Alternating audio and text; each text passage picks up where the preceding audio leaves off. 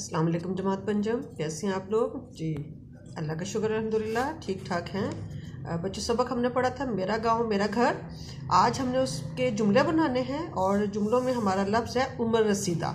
तो उमर रसीदा आपको पता है कि हम कुछ अल्फाज जो है ना अलग से लेते हैं और फिर उनके जुमले मुकम्मल करते हैं। जैसे दादा है, ठीक है, तो आप बना सकते हैं जुमला मेरे दादा बहुत उमर रसीदा हैं जी। खिदमत है, हमें उम्र रसीदा अफराद की खिदमत करनी चाहिए। एहतराम है, उम्र रसीदा अफराद का एहतराम करना चाहिए या करते हैं। तजर्बाकार है, आप बताते हैं, पता है ना कि जो ज़्यादा उम्र के लोग होते हैं वो तजर्बाकार होते हैं, तो आप कह सकते हैं कि उम्र रसीदा लोग बहुत तजर्बाकार होते हैं।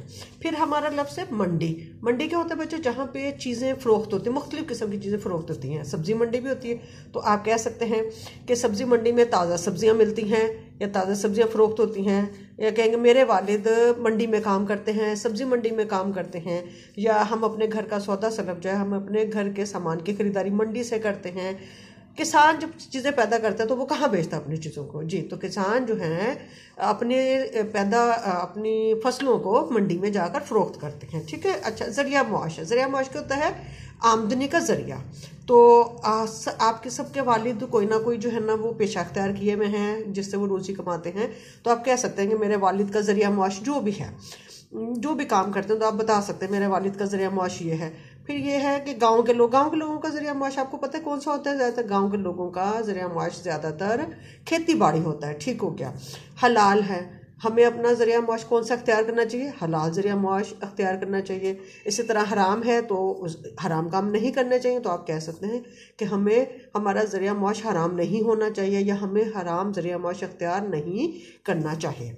अच्छा जी, अगला है हमारा त्यौहार। त्यौहार क्या है? त्यौहार कहते हैं जो हम मज़हब के तौर पे जो हमें त्यौहार मनाए जाते हैं उनको त्यौहार कहते हैं। जो हम खुशियाँ मनाते हैं, मतलब हम ईद मनाते हैं, तो ईद हमारा त्यौहार है, ठीक है।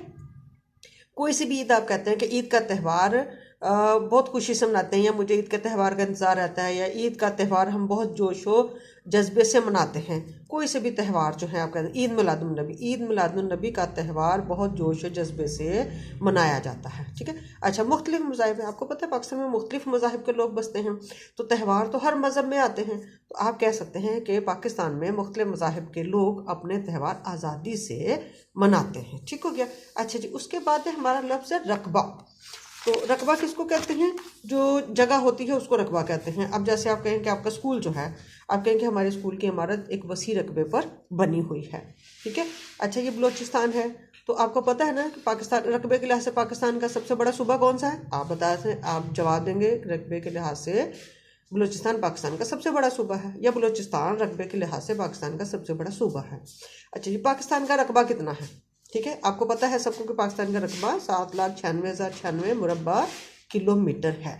तो आपने जुमला आप बना सकते हैं कुछ भी इसमें। आप लफ्ज़ शाही किला इस्तेमाल कर सकते हैं, जिसमें आप बता सकते हैं कि शाही किले की इमारत वसी रकबे पर तामीर की गई है।